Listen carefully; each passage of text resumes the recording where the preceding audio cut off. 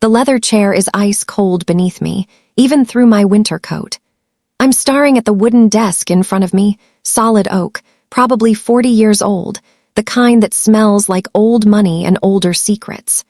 The lawyer hasn't spoken yet, but I can feel the weight of the moment crushing down on my shoulders like a physical thing. My brother sits 3 feet away, and he's smiling. That smile is wrong. It's not grief. It's not shock. It's the smile of someone who already knows what's about to happen. My mother sits between us, her hands trembling, the reading glasses around her neck catching the afternoon light. She won't look at me. She won't look at anyone, just stares at her purse like it might contain answers. The lawyer, Mr. Hendricks, 60-something, weathered face, expensive suit that's slightly rumpled. He's looking at me now. Not my brother, not my mother. At me. And there's something in his expression I can't quite read. Concern, anger. I've never seen this man before in my life, but right now, his eyes feel like they're trying to communicate something urgent. Before we proceed, he says, his voice cutting through the silence, there are some matters we need to address that Miss Alina wasn't aware of. My brother laughs, actually laughs. That's when I know something terrible has happened. That's when I know my entire life is about to become a crime scene that nobody else can see. My name is Alina Hayes. I'm 31 years old, and until 48 hours ago, my biggest worry was whether the apples in our orchard would ripen before the first frost. I live on 60 acres in rural Vermont, land my grandfather bought in 1978 when he left the city. The property is old. The farmhouse is old. The barns are older. Everything smells like hay and earth and seasons changing. Most people would call it beautiful. I call it home. I work with my hands. I always have. At 7 a.m. before the sun fully rises, I'm out checking the perimeter fence. At 9 a.m., I'm in the greenhouse tending to the winter vegetables. By noon, I'm in the barn handling equipment maintenance. By evening, I'm in the kitchen, canning whatever the season has given me. My grandfather used to sit on the porch in those late afternoon hours, watching me work. He never said much. He was like that, a man of presence rather than words. But sometimes he'd nod, like he was approving of the effort, the consistency, the quiet dedication. You're a real farmer, Alina, he said once. Not like your brother, not like that. I remember asking him what he meant. He just smiled and didn't answer. My brother Marcus is 4 years older than me. He lives in Boston. He works in venture capital, something about identifying emerging markets and building investment portfolios. I don't fully understand what he does, and frankly, I've never cared enough to ask twice. He visits the farm maybe twice a year, usually for holidays, usually complaining about the lack of cell service and the smell. My mother is different. She struggled after my father died when I was 17. She moved into the cottage on the property, still our land, but separate from the main house, and paused. She volunteers at the library. She goes to church. She exists in a state of managed grief that I've learned not to disturb. Grandpa has been the anchor, the reason I know where I belong in the world. 2 weeks before he died, he called me into the library. Alina, I need you to document everything, he said. His voice was thin, raspy. Cancer does that. Every improvement you make to this property, every system you optimize, every penny you invest back into the farm. I want dates, photographs, receipts. Put it in a folder. I asked him why. Because, he said, someday someone might try to convince you that you don't deserve this place, and I want you to have proof that you do. At the time, I thought it was just the pain medication talking. Grandpa had always been clear in his will, documented with his lawyer years ago. The farm would stay in the family. That was the plan. That was the agreement. I never imagined he meant a warning. My grandfather's funeral was on November 15th, a Tuesday. Cold and gray, the kind of weather that makes you feel like the world has turned its back on warmth entirely. About 200 people showed up, farmers from 3 counties over, his old friends from the city, church members, neighbors, people he'd helped over the decades, and Grandpa had helped a lot of people. Marcus gave a eulogy. He wore a suit that probably cost more than my annual equipment budget, and he talked about our grandfather's pioneering business acumen and his vision for family legacy. He barely mentioned the farm. He talked about Grandpa's financial success, his real estate investments, his portfolio management. I stood next to my mother and wondered if we'd been raised by the same man. The will reading was scheduled for November 19th. That's where the story really begins. Mr. Hendrick's office is in a brick building downtown, 3rd floor, windows overlooking the Vermont State Bank building across the street. I arrived 10 minutes early. My mother arrived 8 minutes late. Marcus arrived 3 minutes after that, with a woman I'd never seen before. "This is Karen," Marcus said, keeping his hand on her lower back in a way that made me feel immediately uncomfortable. "She's my business partner. I wanted her to observe the process for transparency." Transparency. That word tasted like poison. Mr. Hendricks asked if that was appropriate, and Marcus said Karen had signed an NDA, so yes, it was perfectly fine. I watched our mother not object. I noticed her hands were shaking worse than usual. Then Hendricks started reading. The basics were straightforward. The house and land would stay in trust. The contents of the house would be distributed. There was money, not an enormous amount, but comfortable, enough to pay taxes and maintain the property for several years without outside income. Most of it was divided 3 ways: my mother, me, and Marcus. My mother received $80,000 and the cottage, free and clear. Marcus received $120,000, the vintage truck, and some of Grandpa's art collection. I received $60,000 and one line that made my stomach drop. To my granddaughter, Alina, I leave the farmhouse and 60 acres, held in trust, with the understanding that she will maintain the property to the standards I have established. Should the property be sold, subdivided, or commercially developed, the entire trust reverts to the Vermont Farmland Preservation Society. It was perfect. It was exactly what I'd hoped for. That's when Marcus laughed. Not a small laugh, not a brief sound of surprise. A full, genuine laugh, the kind that echoes off the walls and makes everyone uncomfortable. "I'm sorry," he said, his eyes wet with tears, "but this is actually hilarious." Hendricks looked at him over his glasses. "I don't see the humor, Mr. Hayes." "Of course you don't," Marcus said. He leaned back in his chair, still smiling. "Because you're looking at this from a legal perspective. Let me explain from a financial one." He turned to me. "That property is worth about $1.2 million right now. Land value, buildings, equipment. It's locked. You can't touch it. You can't sell it. You can't do anything with it except farm it. And do you know what it costs to maintain that property annually? Do you have any idea what you just inherited?" I said nothing. "Property taxes alone are about $8,000 a year," he continued, his voice taking on this lecturing tone that made my skin crawl. "Insurance is another $6,000. Equipment maintenance, utilities, materials, you're looking at another $20,000 minimum. That's $34,000 a year just to keep the lights on. You got $60,000.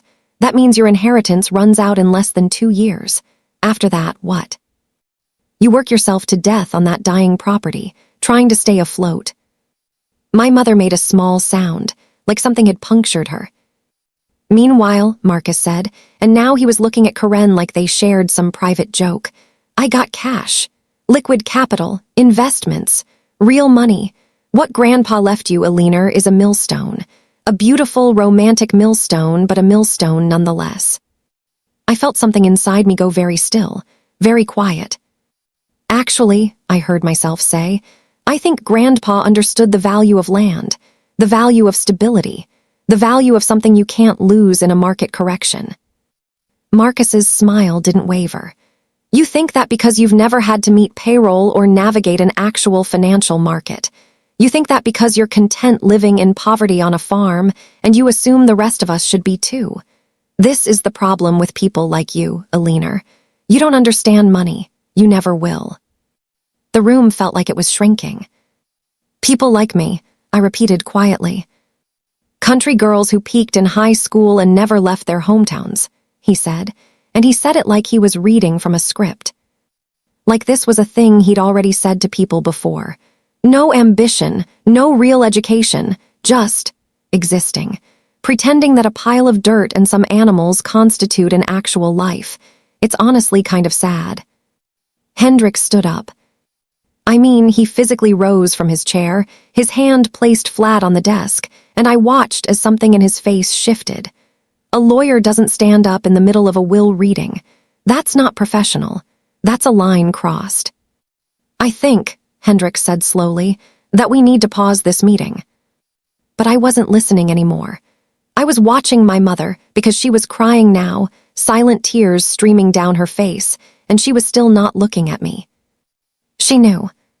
Something in her body language, in the way she'd positioned herself, in the way Hendricks had looked at me when the reading began, she knew something was wrong. There's more, Hendricks said, and his voice had changed completely. It was harder now, deliberate. There are documents a leaner needs to see, separately. Marcus stood up too. What documents? I thought this was. Private, Hendricks interrupted. Family matter. Karen will wait outside. You'll wait outside. Aliner stays. My brother's face went from smiling to stone in about half a second. After they left, Hendricks locked the office door. He didn't say anything. He just pulled a file from his desk drawer, a real file, the kind you see in old movies, manila and worn and serious, and opened it slowly. Your grandfather came to see me 3 months ago, he said quietly. He was very ill by that point, very clear though, mentally sharp. He said he had concerns about how his will would be received, specifically how you would be treated. He slid several documents across the desk. He recorded a video, Hendricks continued, at my office, in front of a notary. He wanted you to understand his reasoning. He wanted you to hear it in his own voice, not filtered through anyone else's interpretation. I looked at the folder. My hands were shaking. I need to warn you, Hendricks said, and his voice held genuine concern. What's in here? Your family isn't going to like it, your brother especially, but your grandfather wanted you prepared. Prepared for what? I asked. For them trying to challenge the will, for them claiming he was in diminished capacity, for them trying to convince you to sell, subdivide, or change the terms. He knew what he was leaving you was worth money, and he knew they'd want it. I opened the folder. The first document was a notarized statement from a doctor, dated August 19th of that year. A cognitive assessment.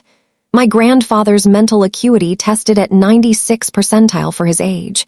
Perfectly lucid, perfectly capable of making financial decisions. The second document was Grandpa's will, but with handwritten notes in the margins. I recognized his handwriting immediately, thick, careful, deliberate. To Aliner, not because she's my favorite, but because she's the only one who actually loves this land. The only one who understands what it means. My eyes burned. The third document was a DVD, professionally labeled. Personal statement from Thomas James Hayes, July 2024. Hendricks had a player in his office. He turned down the lights and started the video. My grandfather appeared on screen. He was thinner than I'd ever seen him, but his eyes were sharp. He was sitting in a chair at this very office, and he looked directly into the camera with the kind of intention that only comes when you know you're running out of time. Aliner, if you're watching this, I'm dead. I'm sorry to be so blunt, but I believe in facts. I am dead, and you're probably confused about why I left the property to you instead of selling it and dividing the money equally. He leaned forward slightly. I'm going to tell you something that nobody in our family likes to say out loud. Your brother has a problem. He's always had it. When he was young, he got whatever he wanted, and your parents let him because they felt guilty about working too much. By the time he was a teenager, he believed the world owed him things. He became convinced that anything he didn't have was being unjustly withheld from him. The video continued. My grandfather talked about Marcus's relationship history, 3 divorces, multiple restraining orders he'd managed to keep quiet, business partners who'd sued him for fraud. He talked about patterns of entitlement, and a person who sees other people as resources, not as people. He will tell you that the farm is worthless, Grandpa said. He will tell you that you're wasting your life. He will try to convince you that selling is the logical choice. And I'm telling you right now, don't listen. Because this land is the only thing standing between you and the belief that you need him, that you need what he has, that you're less than because you made different choices. He paused. He looked very tired suddenly. You are not less than a leaner. You are extraordinary, and this land is proof of that. In 10 years, you'll understand why I did this. Trust me on that much. The video ended. I sat in that dark office for a very long time without speaking. There's more, Hendrik said quietly. He pulled out another document. This is a letter he left for you, sealed. He was very specific that you should read it alone and nobody else should see it. The envelope had my name on it in Grandpa's handwriting. I didn't read the letter until I got home. I sat in the farmhouse kitchen, the place where I'd spent hundreds of hours with my grandfather, and I opened it with shaking hands. The handwriting was the same, but smaller, more careful, the writing of someone in pain. Ellie, you always hated that nickname, but I use it because I earned the right. I'm writing this in the 3rd week of September, and I can feel my time narrowing. The doctors say I have maybe 3 months, probably less. I don't feel sad about that. I've had a good life. I've grown things. I've built things. I've loved people, and some of them loved me back. That's more than most people get. But I'm worried about you. I've been worried about you for a long time. You're the kind of person who thinks other people's opinions matter more than they do. You're the kind of person who second-guesses your own judgment because you've been told you're not smart enough, not ambitious enough, not enough in general. That's not true, and I've spent your whole life trying to show you it's not true, but I don't think you believe me yet. Your brother is going to use my will as a weapon. He's going to tell you I made a mistake. He's going to tell you that you're less than for not wanting the life he wants. Don't let him. Inside this envelope is a key to a safety deposit box at Vermont State Bank, just down the street from Hendrik's office. Inside that box are documents you need to see. Specifically, you need to see your brother's background, his financial crimes, his legal issues, things he's paid very good money to keep private. I'm not telling you this so you can use it as a weapon. I'm telling you this so you understand the world you're living in. You have been gaslit by this family for so long that you don't even see it anymore. You think you're the failure. You're not. You're the only one with integrity. But you need to know the truth. After you read those documents, you're going to have a choice. You can pretend you don't know them. You can try to have a relationship with your brother anyway. Or you can understand that sometimes the most intelligent thing you can do is to protect yourself from people who don't respect you. I won't tell you which choice to make, but I will tell you that I love you, and I believe in you, and I'm sorry I didn't say it more often when I was alive. Be brave. Grandpa. The key fell out of the envelope and landed on the table with a small metallic sound. I stared at it for a very long time. I didn't cry. I want to be clear about that. I didn't break down or scream or feel some massive emotional release. That's not how I'm built. Instead, I felt something simpler and more dangerous: clarity. For 31 years, I had been operating under a false understanding of my own worth. I had been accepting criticism from someone, multiple someones, who had less integrity than I did.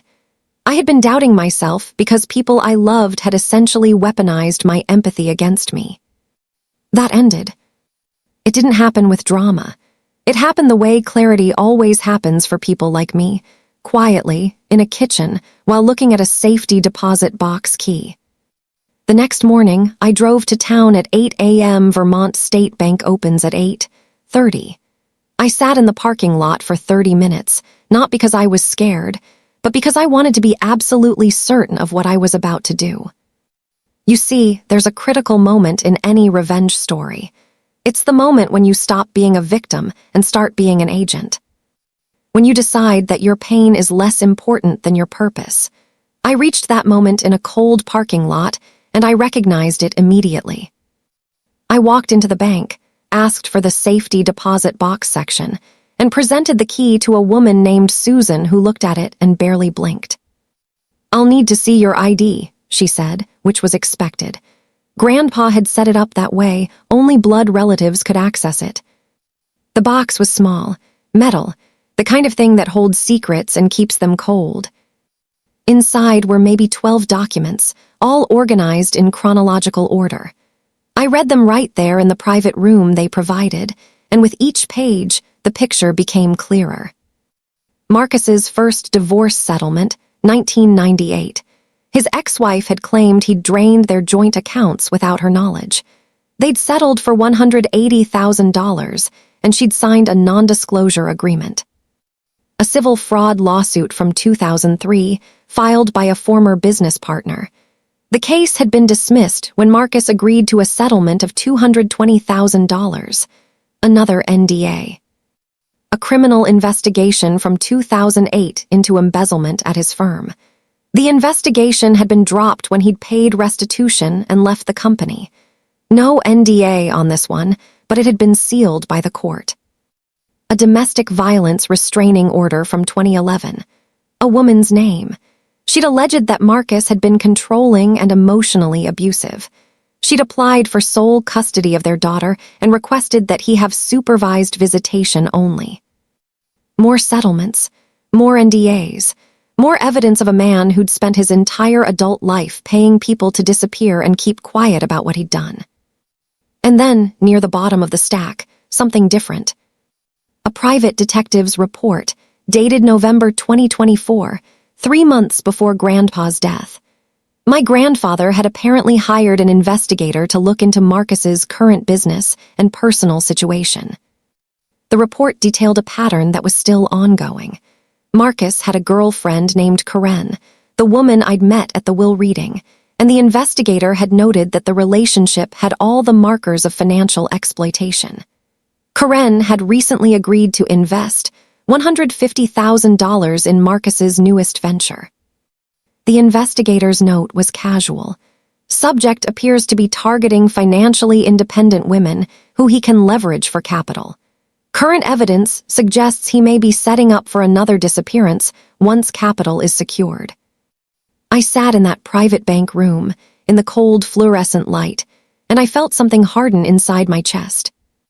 My grandfather hadn't just protected me, he'd documented the reason why.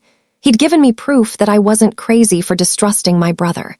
He'd given me evidence that my instincts had been right all along. More importantly, he'd given me a choice. I could do nothing and let this continue. Let Marcus keep targeting women. Let him keep exploiting people who trusted him. Let him live in the world believing that he could hurt people without consequences. Or I could make him face the truth. I took photographs of every document with my phone, not hurriedly, carefully, making sure the images were clear and complete. Then I replaced the documents exactly as they'd been, locked the box, and thanked Susan. The entire time, I was completely calm. That's the thing about revenge that most people don't understand. It's not dramatic, it's not hot-blooded, it's methodical, it's cold, it's the calmest thing in the world. For the next 2 weeks, I didn't contact anyone, not my mother, not Marcus, not Hendrix. I simply waited and watched and planned. Marcus texted me twice, once asking if I wanted to discuss the farm situation, and once telling me that he had some financial advice for me. Both messages were transparent attempts at manipulation. I didn't respond. I let him sit in the uncertainty of not knowing what I knew. I spent time researching. Hours in the evening, after my farm work was done, sitting in the library with my laptop, learning about family law, inheritance law, and the specific statutes around elder fraud and financial exploitation. I learned that what Marcus had done, or appeared to have done, in those settlement documents might not be criminal at this point, due to statute of limitations.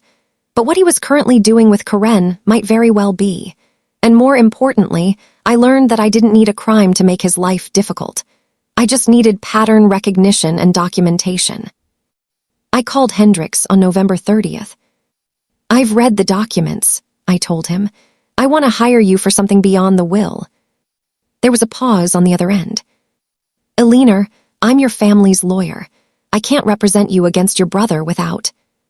I'm asking you to represent me in protecting my inheritance, I said quietly.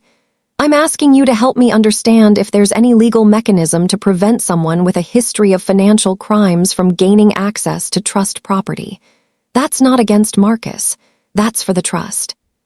Another pause. That's actually a fair request, he said. Come see me tomorrow. I spent the next 3 weeks building my case. I didn't do it alone. I hired a private investigator, different from the one Grandpa had used, but just as thorough. I paid him $2,000 of my inheritance to do what he did best, dig. What he found was almost worse than what Grandpa's investigator had found, because it was current. Marcus had indeed targeted Karen. He'd encouraged her to invest in his company. He'd shown her projected returns that were unrealistic, 32% annual growth, which is a red flag for anyone who knows anything about markets. She'd given him $150,003 weeks ago. More importantly, he'd started the process of moving that money out of the investment account into offshore holdings. It was the kind of move that someone makes when they're planning to disappear. I had the investigator prepare a detailed report with dates and account numbers and traceable transactions. Then I gave it to Hendricks. This is serious, Hendricks said, reading through it. This is potential wire fraud. This is potentially criminal. I know, I said. Eleanor, if you go forward with this, you understand that you'll essentially be destroying your relationship with your brother. I looked at him carefully. My brother destroyed that relationship a long time ago. I'm just documenting what was already broken. I also did something else. I contacted Karen. It took me a while to find her.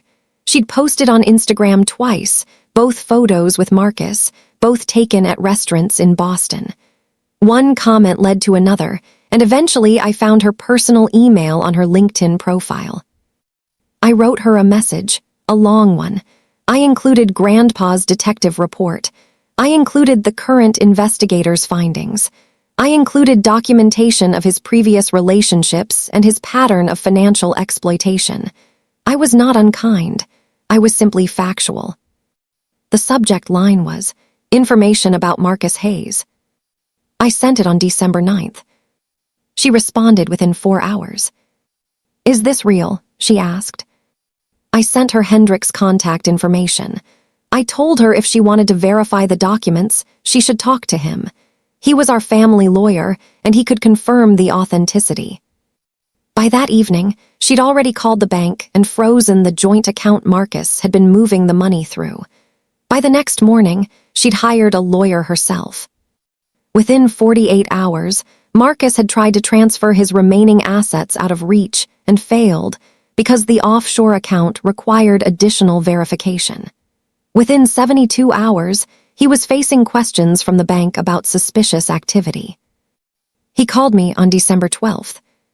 What the fuck did you do? He screamed. His voice was shaking with a rage that I'd never heard from him before. Eleanor, what the fuck did you do? You've destroyed my relationship. You've frozen my accounts. I hung up. I didn't block him.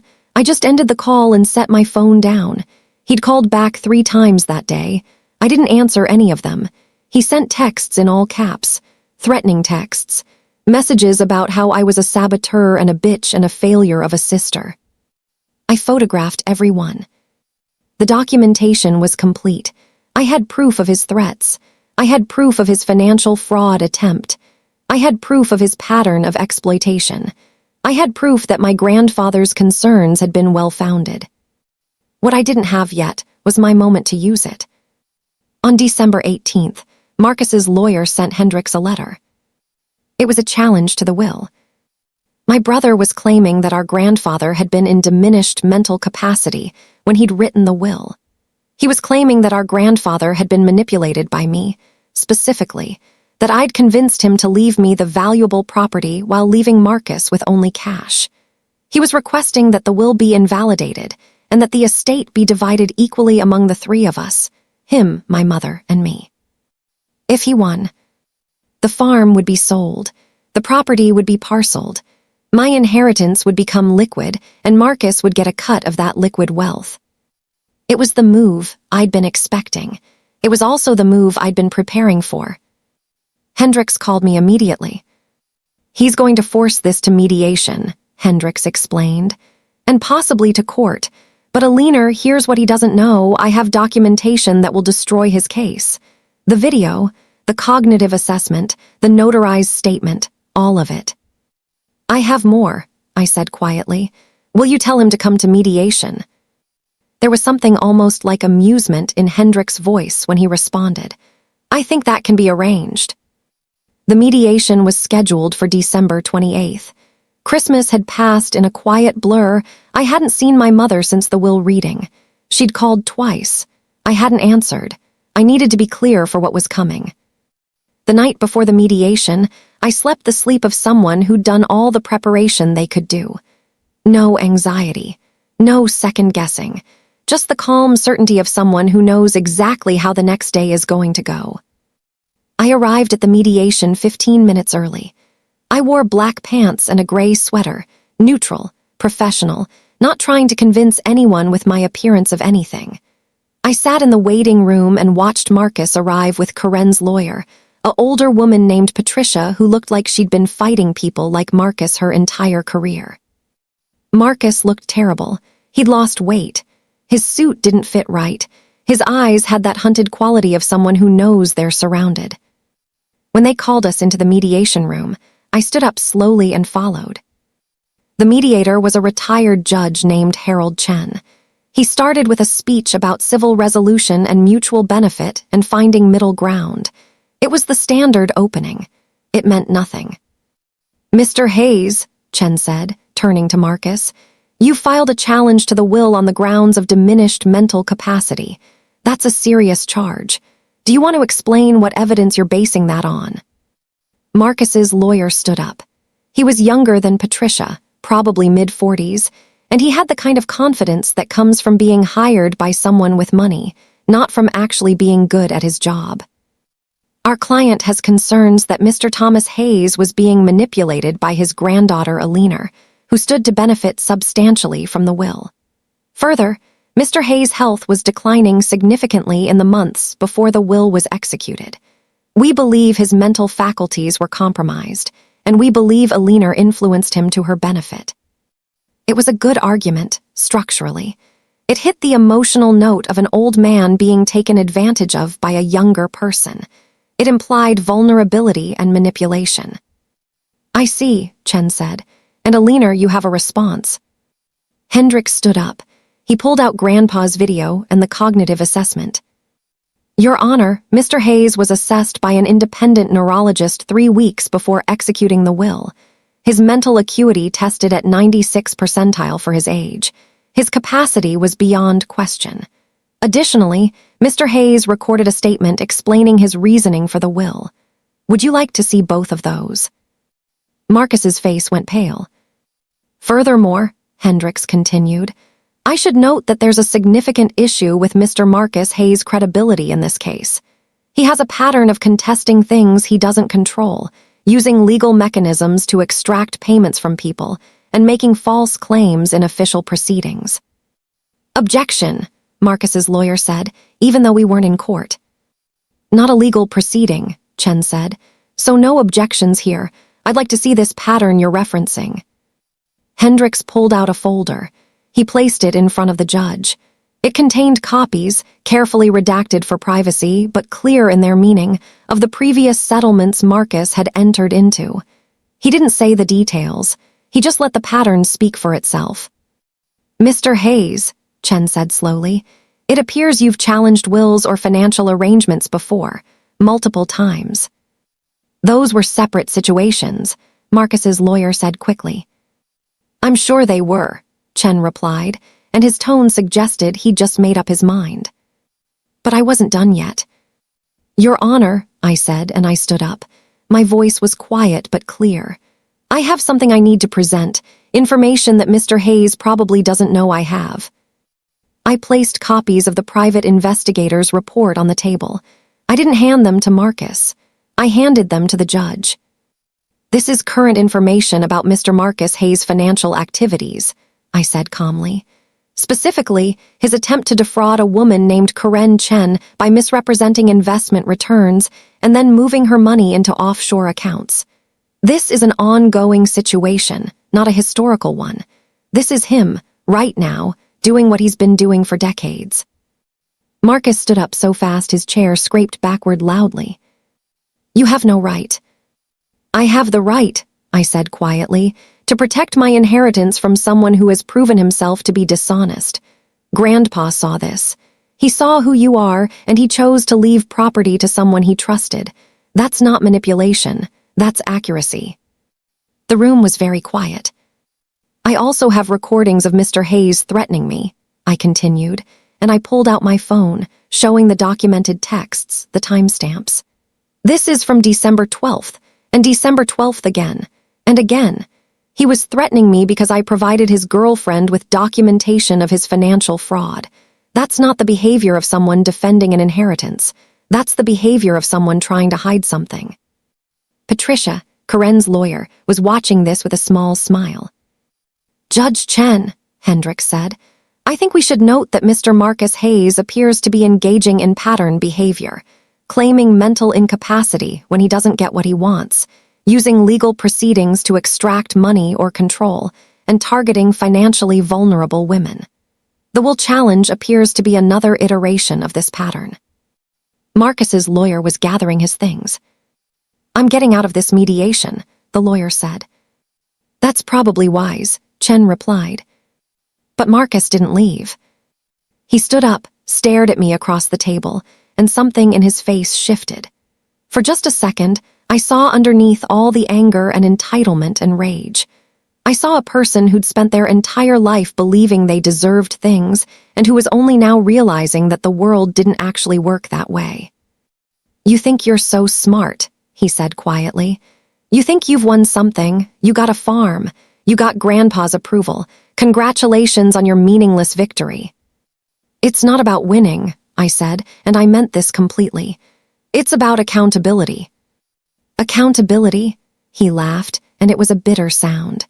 You want to talk about accountability? You want to talk about how Grandpa always preferred you, how he always gave you more attention, how he built you up while treating me like I was stupid for wanting something different. That's accountability. For a moment, I almost felt something. Almost felt bad, almost believed for just an instant that maybe I'd misunderstood, maybe he had a point. But then I remembered. I remembered all the times he'd belittled me, all the times he'd made me feel small, all the times he'd used information he wasn't supposed to have to undermine my confidence. You always had a choice, I said quietly. You could have been different. You could have chosen to be someone who didn't hurt people. You chose not to. Grandpa saw that, I see that. The difference is I'm not pretending I don't. He was shaking now. Actual physical shaking, like something inside him was coming undone. You'll regret this, he said. When you're 40, standing alone on that farm, doing the same thing you've always done, never going anywhere, never being anything, you'll regret destroying your only brother. No, I said, and I held his eye. I won't. The mediator stood up. I think we're done here. I'll be submitting my findings to the court. The Will Challenge is without merit, and I'd advise Mr. Marcus Hayes against pursuing this further. The evidence against your credibility is substantial. Marcus left then. He didn't say anything else. He just walked out of the room and his lawyer followed. Patricia stayed. That was impressive, she said to me. Most people, when they're facing someone like that, they get emotional. You stayed completely clear. He didn't rattle you. He did, I said. Internally, I just didn't let him see it. That's the same thing, she replied. Part 9. Revenge Justice Payoff, 38:40 minutes. The judge dismissed the Will Challenge 4 days later. It was never even close. Marcus's attorney had, according to Hendricks, completely abandoned the case. Which was lawyer speak for, this is unwinnable, and will destroy my credibility if I continue. Karen filed a criminal complaint against Marcus on January 5th, based on the evidence of wire fraud and theft. That case went to the state attorney general's office and was being investigated. Marcus retained a criminal defense attorney, which meant he was serious about the possibility of charges. His company fired him on January 10th, after his investors learned about the offshore account situation. His assets were frozen pending investigation. By the end of January, he'd left Boston. I don't know exactly where he went. I didn't care enough to find out. But that's not really the ending of this story. That's just the legal resolution. The actual ending is something quieter. It was a Tuesday in early February, clear and cold, the kind of winter morning where everything looks sharp and precise. I was in the barn, doing repair work on the irrigation system, when my mother showed up. She didn't call first. She just appeared in the doorway, bundled in a coat that had seen better years, carrying a covered dish that smelled like pot roast. I put down my tools and waited. "I read the video," she said. Her voice was small. "Mr. Hendricks sent it to me, Grandpa's video and the letters." I didn't say anything. "I wanted to apologize," she continued, and I could see her hands were shaking. "I wanted to apologize for not protecting you, for not seeing. I saw it. I saw how he treated you. But I didn't do anything because I was afraid of him, of his anger, of his threats. And instead of protecting you, I let you protect yourself, and that was wrong." The barn was very quiet. "You're not supposed to apologize," I said finally. "That's not what this was about." "What was it about?" she asked. I thought about that question carefully. "It was about understanding that I wasn't crazy," I said.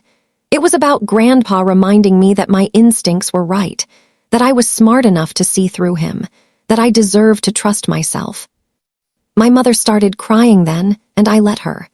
I put my arms around her, and we stood in the cold barn together, and she grieved for the years she'd lost being afraid. "He's still contacting me," she said into my shoulder. "Marcus, asking for money, saying he's been wronged, saying I abandoned him." "Are you going to help him?" I asked. "No," she said immediately. "No, I'm done. I'm done protecting him and making excuses for him." "Then you're going to be okay," I said. We made dinner together that evening. We sat at the kitchen table where Grandpa had sat so many times, and we talked about the farm and the future and the small, radical act of believing ourselves instead of disbelieving ourselves because someone told us to. The will challenge cost Marcus about $40,000 in legal fees. His criminal investigation is ongoing. The woman he was targeting before Karen has pressed her own charges. His name is being circulated among investment circles as someone with integrity concerns. He's not in prison. Justice isn't always that clean. But he's stopped being able to hurt people the way he used to. He's exposed. He's isolated. He's facing consequences. And me, I'm still here, on the farm, doing the work I've always done, but differently now, because I'm not doing it while doubting myself. I'm not doing it while wondering if I made the wrong choice. I'm not doing it while carrying the weight of someone else's criticism as if it were truth. Grandpa's words were right. It took about a year, but by the time I'm 32, I understand exactly why he did what he did. He didn't just give me a farm. He gave me evidence that I was right. He gave me documentation of my own instincts. He gave me permission to trust myself. That's worth more than any amount of money. That's the kind of inheritance that actually changes you. I stand on the porch now, looking out at the property in the golden light of late afternoon. The fences are repaired. The buildings are maintained. The land is exactly as I want it to be. There's a vehicle coming down the long driveway, a truck I don't recognize. For a second, I tense. But then I see the logo on the side, Vermont Farmland Preservation Society. They've sent someone to verify that the property is being maintained according to the trust terms. It is. I built it that way deliberately, every system optimized, every investment documented, every improvement tracked, not because I was afraid of losing it, but because I wanted to prove to myself, more than anyone, that I deserved it. The man introduces himself as Derek. He spends an hour walking the property, taking notes, checking systems, looking at the greenhouse and the irrigation and the equipment. When he comes back to the house, he shakes his head with something like amazement. I've been doing this for 8 years, he says. I've never seen a property this well maintained. Your grandfather's standards were high, but you've exceeded them. This is beautiful work. Thank you, I say. And I mean it, not because someone else finally validated me, but because I already knew it was true. That's what happened when I stopped letting my brother define my worth. That's what happened when I trusted my grandfather's faith in me. That's what happened when I became willing to face the truth about someone I loved, even when facing that truth meant everything had to change. I got myself back. The legal system works slowly, but it works.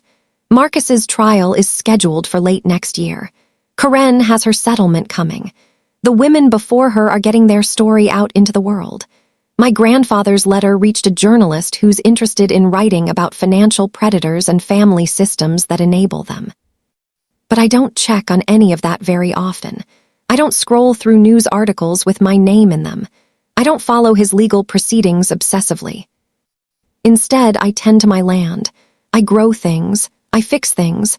I document everything not because I'm afraid, but because documentation is a form of love. It's a way of saying, this matters, I matter. This work matters. And nobody can ever convince me otherwise again. That's the real revenge, I think. Not in the destruction of someone else, but in the absolute refusal to be diminished by them.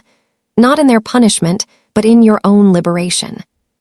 I am a country girl. I love this land. I choose this life. And I choose it consciously every single day, not because I don't know how to choose anything else, but because I've looked at the alternatives and decided they weren't for me. That's not failure. That's exactly what victory looks like.